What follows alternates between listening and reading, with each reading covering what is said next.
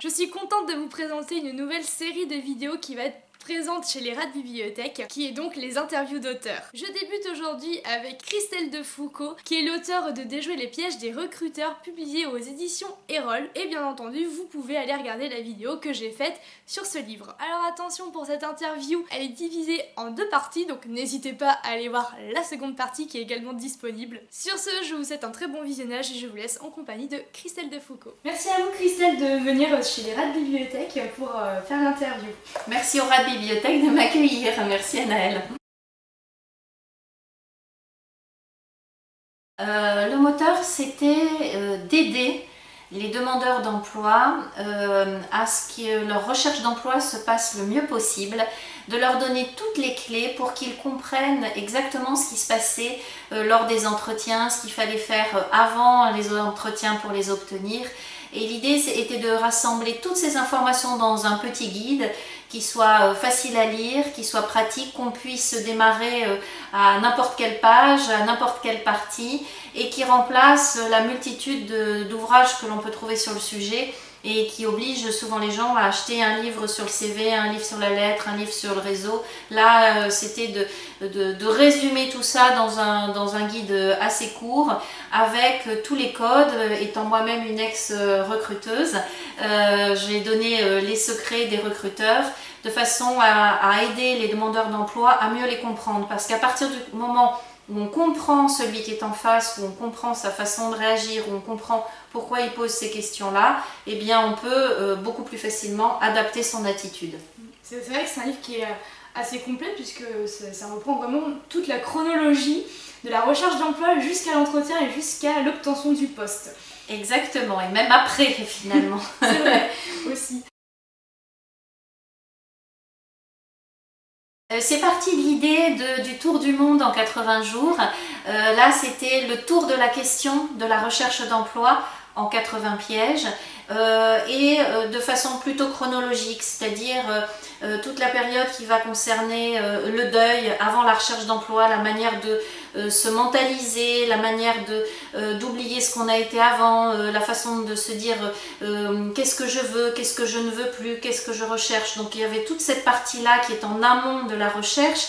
Après il y a de façon logique, quels sont les outils que je vais utiliser pour ma recherche, quels sont les chemins que je vais prendre pour ma recherche. Avant un entretien, comment est-ce que je me prépare et qu'est-ce que je prépare. Ensuite, pendant l'entretien et après l'entretien. Donc finalement, c'était assez chronologique avec cette idée de tour de la question en 80 pièges et conçu de façon à ce que on ne soit pas obligé de lire tout le livre pour arriver au point qui nous intéresse. On peut prendre le livre dans n'importe quel sens. C'est pas mal d'ailleurs le petit clin d'œil littéraire à Jules Verne avec le 80 tours, j'avais pas vu, j'avais pas fait attention.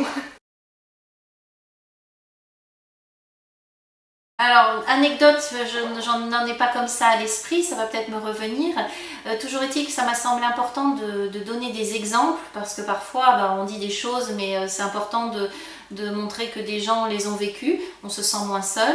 Et la remise en question, vous y faisiez référence tout à l'heure, est très importante. Le recruteur doit se remettre en question, celui qui accompagne la personne qui recherche un emploi doit se remettre en question. Par exemple, je ne prétends en aucun cas détenir la vérité sur le recrutement. Il n'y a pas une vérité, il y a des vérités, parce que l'on a affaire à des êtres humains.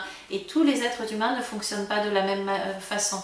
Donc, et la remise en question est importante aussi pour un demandeur d'emploi. C'est-à-dire que à partir du moment où vous envoyez des candidatures et qu'il n'y a pas de retour, ça ne sert à rien de se dire c'est le marché de l'emploi qui veut ça, de toute façon je ne trouverai rien, il n'y a pas de job en ce moment. Non. S'il n'y a pas de retour, c'est peut-être que vos outils ne sont pas bons. Ça ne veut pas dire que vous n'êtes pas bon ou que vous n'êtes pas un bon professionnel qui n'intéressait pas. C'est que les outils que vous utilisez ne sont pas percutants. Et là, il faut se remettre en question.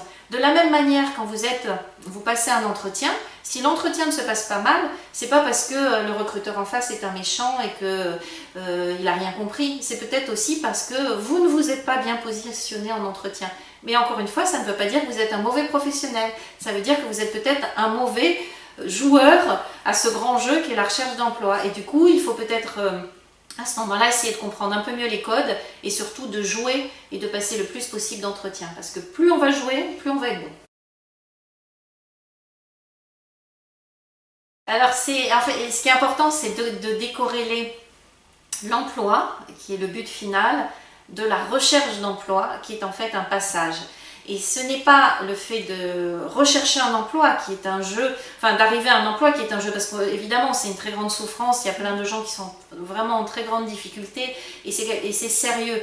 Mais c'est le moyen pour arriver à trouver ce job qui doit être pris comme un jeu. Et pourquoi ça doit être pris comme un jeu? C'est pour aussi moins souffrir.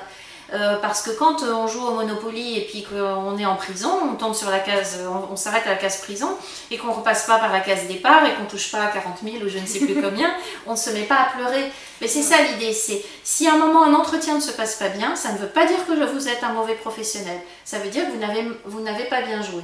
Et le but du livre, c'est de donner justement les codes du jeu, c'est un peu la notice du jeu.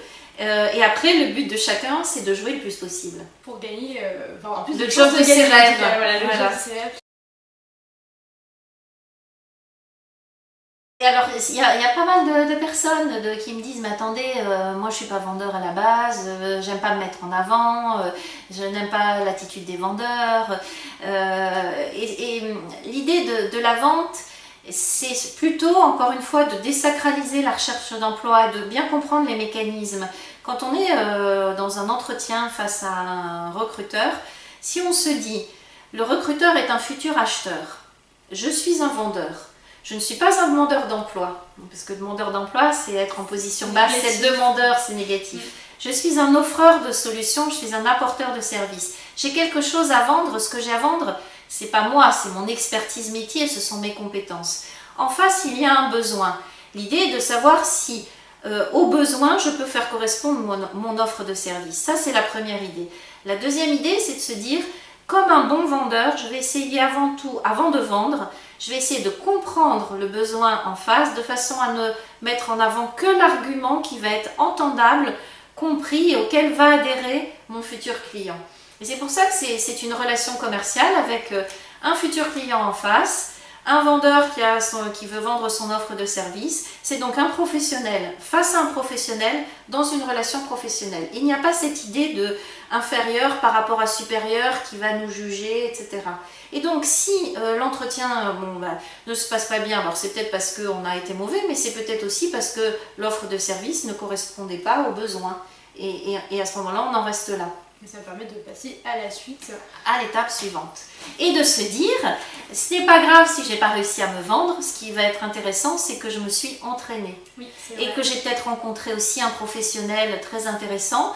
Il va peut-être pas m'engager, mais il connaît peut-être quelqu'un qui a quelque chose à me proposer. Ou peut-être qu'il ne va pas me prendre pour ce poste-là, mais qui pensera à moi à l'avenir pour un autre poste.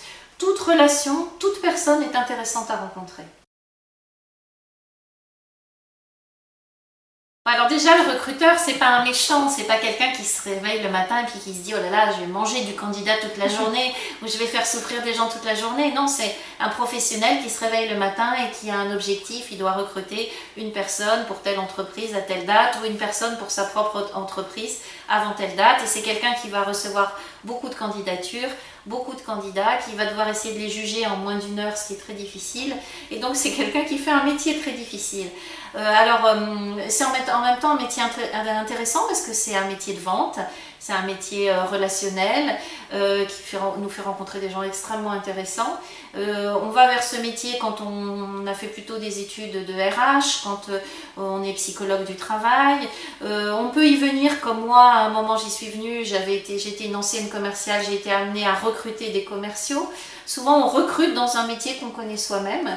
Et franchement, c'est un métier, c'est un joli métier. Alors on peut peut-être pas le faire toute sa vie parce que c'est un métier aussi de stress, mais c'est un métier qui apporte beaucoup de choses et qui permet aussi d'évoluer professionnellement. Puis sans eux, de toute manière, il n'y aurait pas de... On est bien obligé. Hein. Et puis avant même d'être recruteur pour un cabinet, on peut se retrouver recruteur dans un service RH parce qu'on est allé plutôt vers les ressources humaines. Et puis on peut même avoir sa propre entreprise, ne faire appel à personne et puis se retrouver recruteur soi-même. Alors quand il y a plusieurs recruteurs dans une même pièce, souvent chacun a un rôle. Ils se répartissent les rôles, il va y avoir... S'ils sont trois par exemple, il y a le gentil, celui qui pose les questions, qui sourit, qui adhère. qui donne l'impression d'être votre ami. Il y a le silencieux, qui est plutôt l'observateur, qui prend des notes, voilà, qui ne dit pas grand-chose. Et puis il y a celui qui joue le rôle du méchant. Alors c'est pas un méchant dans la vie, c'est juste son rôle. Il est là pour essayer de vous déstabiliser.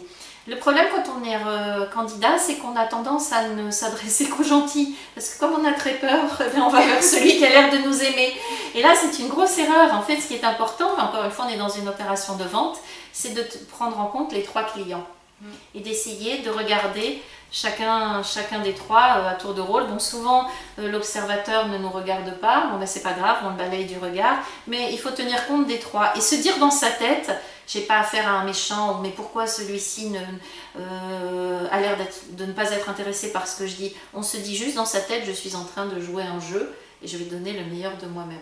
C'est un jeu de rôle. Ouais, c'est vraiment en fait, faut faire du théâtre un peu, ou c'est un peu comme faire du cinéma, quoi. C'est un peu ça. Alors attention, juste une chose, on fait du théâtre. Ce qui est important, c'est de toujours rester soi-même, de ne jamais mentir. On se met en scène, on va dire certaines choses, on peut omettre, parce que omettre ne veut pas dire mentir, mais il faut quand même toujours rester soi-même et ne pas survendre des compétences que l'on n'a pas, parce que ce qu'il faut voir après, c'est que c'est peut-être un jeu, ce passage, sauf qu'après il y a un vrai job derrière, et il faut être en mesure de le prendre, ce job, et d'en avoir les compétences. Donc il ne faut jamais exagérer, mais on peut quand même jouer sur autour de ce que l'on est vraiment. Et donc pour reprendre votre question, donc ça c'était le cas où il y avait 3 recruteurs, et s'il y a un seul recruteur, alors c'est pas qu'il va jouer un rôle, mais il va avoir sa propre personnalité, et c'est ce que je mets dans le livre. On voit à peu près 4 types de recruteurs, et chacun va être un petit peu différent dans son approche, dans ses questions et dans sa façon de se comporter. Alors, par rapport à ce qu'il faut tenter, c'est-à-dire être sur les sites, c'est vrai qu'il y a beaucoup de sites, on en compte plus de 150, c'est pas facile d'être partout, il faut essayer d'être sur certains. Si on est jeune, à l'aise face à la caméra, pourquoi pas tenter ça? En fait, c'est comme dans un jeu, il vaut mieux mettre toutes les chances de son côté. Soit on décide d'être sur une seule voie, mais on limite ses chances, soit on décide d'être sur plusieurs voies.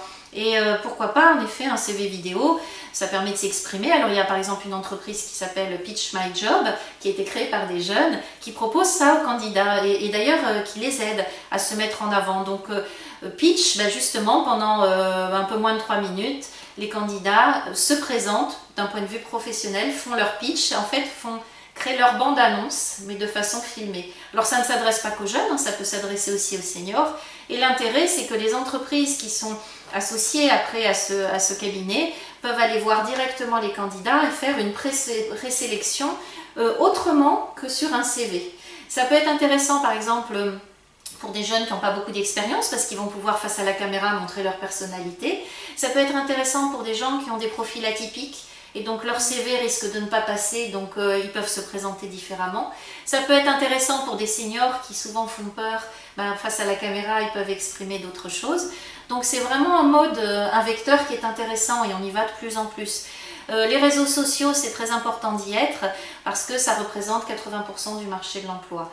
Seulement 20% du marché de l'emploi n'est pourvu qu'avec les annonces. 80% du reste, c'est le bouche à oreille, c'est le réseau.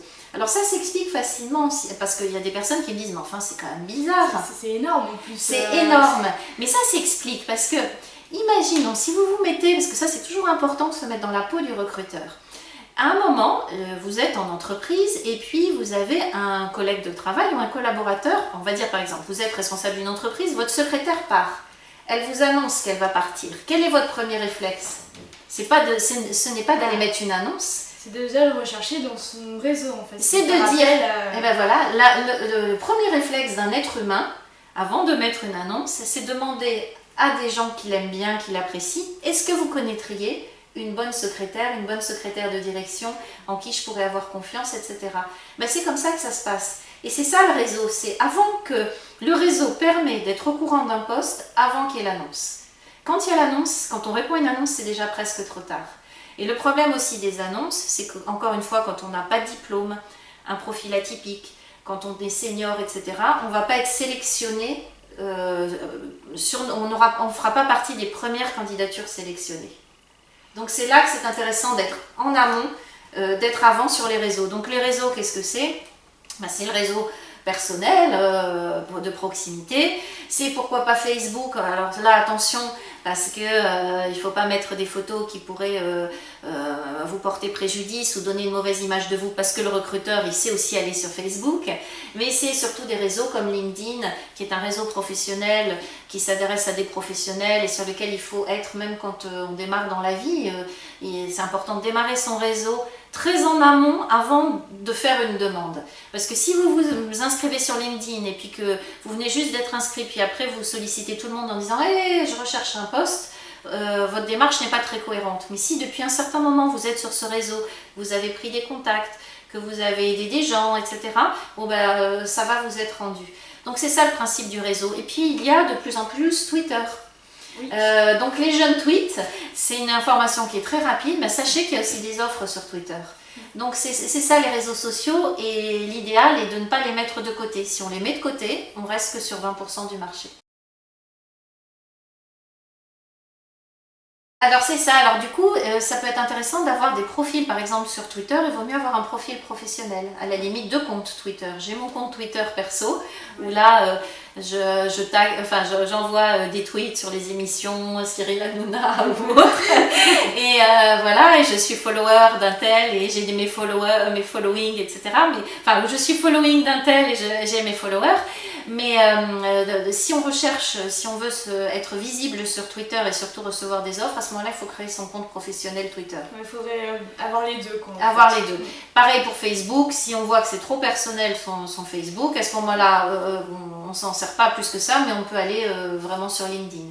Et le réseau humain, le réseau, c'est faire partie d'associations, c'est faire partie d'un groupe dans un sport, c'est d'une équipe, c'est tout ça le réseau, c'est les gens qu'on rencontre autour de nous. C'est aussi aller dans des conférences, à des colloques. Échanger le plus possible, échanger.